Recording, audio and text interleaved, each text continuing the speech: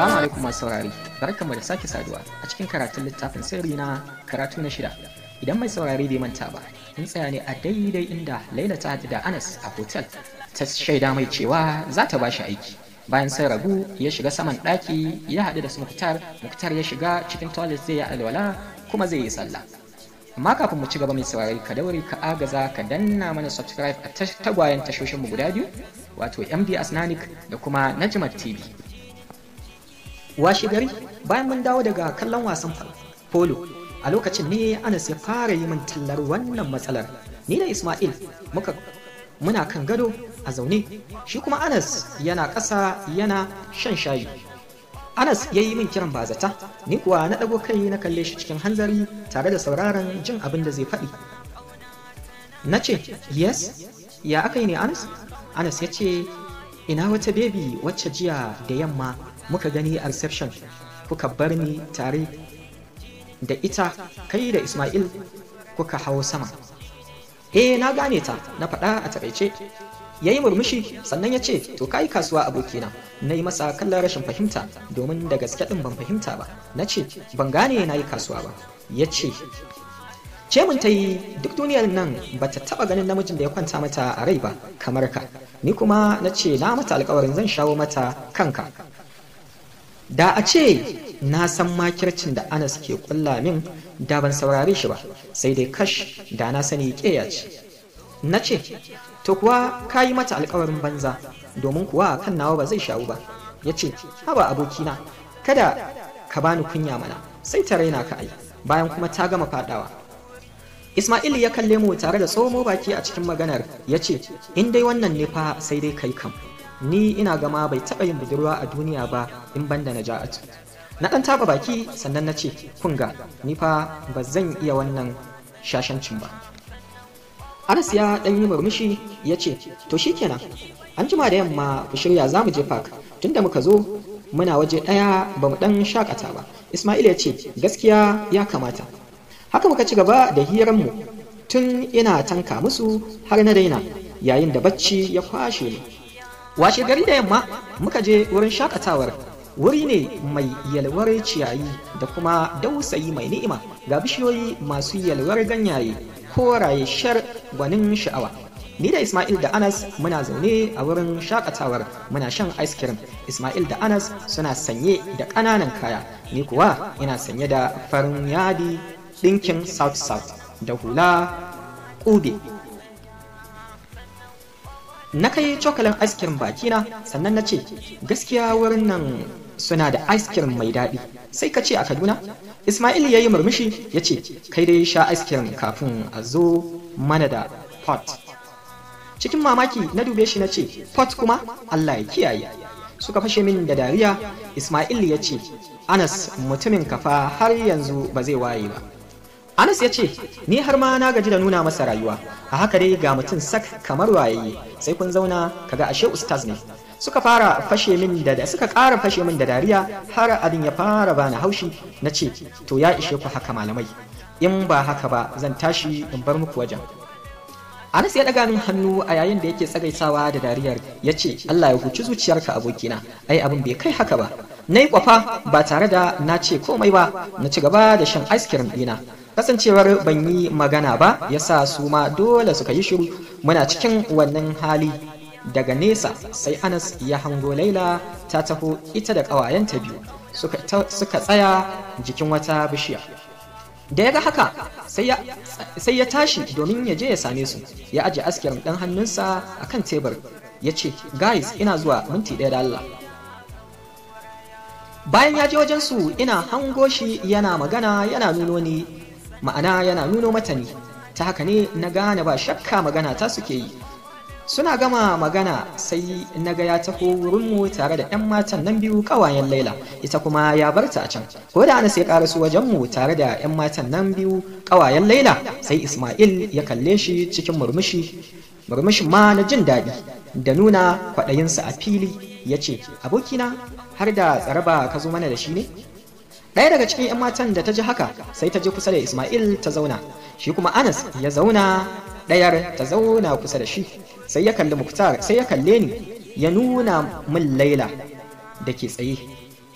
ya ce ga babbar giwar can a tsaye tana jiranka. Na kalli inda Laila take tsaye, sannan na dawo da duba na kan Anas. Na ce, Anas, wai me yasa kake min haka ne? Na ce maka bana so. To ko ana ya katse ni, ya ce, kada ka ce komai, kawai ka je ka ji abin da za ta faɗa maka. Amincewa da rashin amincewa duka naka ne. Ina jin ya faɗi haka, na fara tunanin irin maganganun da zan gasa mata idan na je. Na ce, ok, bari in ji. Ismail ya tsomo baki, da dai ya fi. Na tafi, ko da na ƙarasa inda Laila take, sai na iske ta tana tsaye tana taunar cingam da waya a hannunta tana da nadanne. Assalamu alaikum, na yi mata sallama, ta ɗago ta kalle ni da wani irin kallo mai ɗaukar hankali. Ta ce, aminci ya tabbata ga amintacce daga dukkan aibi abin gorantawa. Na ɗanyi shiru ina kallonta cikin nazari tare da tattauna maganar da ta yi a zuciyata. Sannan na ce, na gode da fatan aminci da kuma yabanki a kaina. Anas ya ce kina nema na, faɗi abin da kike son gaya min. Da gaggawa haka?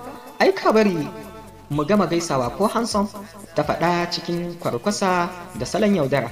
Na ce, dole in yi gaggawa don ba ni da isasshen lokacin ɓatawa a wajenki. Ta ce, ni kuwa da za ka buƙaci lokuta na wuni 10, zan iya sadaukar maka da su in ɓata su. Wannan kuma matsalar ke ta shafa, na faɗa a taƙaice. Ta yi murmushi tare da sauke ajiyar zuciya. Ta ce, Muktar, ka natsu, ka sauke ji da kan nan da ke tare da kai. Ka bani hankalinka, son ka nake yi. Na yi mata dariyar rainin wayau, domin tabbas ta bani dariya. Na ce, ni kike so? Ina kika taɓa ganin haɗuwar duhu da haske? Ai dole sai dai ɗaya ya bar ɗaya, ba sa taɓa zama tare. Ta ce, Joke apart Muktar, tun da nake ban taɓa jin ɗa namiji da ya samu kujerar zama a farfajiyar zuciyata ba face kai. Ka fahimci yadda mutum yake ji idan ya kamu da soyayya. Me zan fahimta? Cikin faɗa na tambaye ta. Babu abin da na gani a cikin idanuwanki face tsantsagwaren yaudara. Kada ki ɓatawa kanki lokaci, ni ba irin garurin samarin da ka saba rainawa hankali ba ne. Ta ɗan shiru cikin damuwa tana tunanin ta yadda za ta shawo kaina. Can sai ta ce, ka fahimce ni Muktar, gara shi ke bibiyar budurwa tana sarrafa shi yadda take so. Akasin haka kuwa sai dai budurwa ta bibiye shi. Tunda ka ga na ajiye isa da ji da kai irin namu na mata, na faɗa maka abin da ke cikina, ka san ɗin kai na daban ne. Na ce, maza aka sani da daɗin baki, ban san lokacin da mata suka fara ba. Oh shit, haba mana Muktar, me kake so in yi don in tabbatar maka da ina son ka? Ki haƙura da ni, na ba ta amsa. Ba zan iya ba, to kin faɗi. Na ƙara faɗin haka. Bayan na faɗi haka, na juya kawai na wuce na bar ta tsaye a wajen.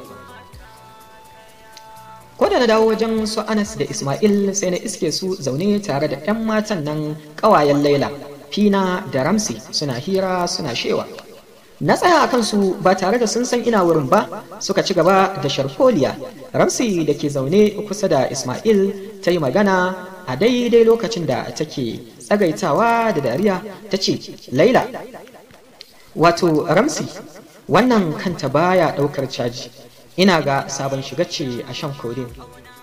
Shi ma Anas ya yi magana cikin dariya ya ce, to ku ne idan an ce muku kan maza ya fi ɗaukar caji, sai ku dinga musu har ku dinga neman yin gasa da mu.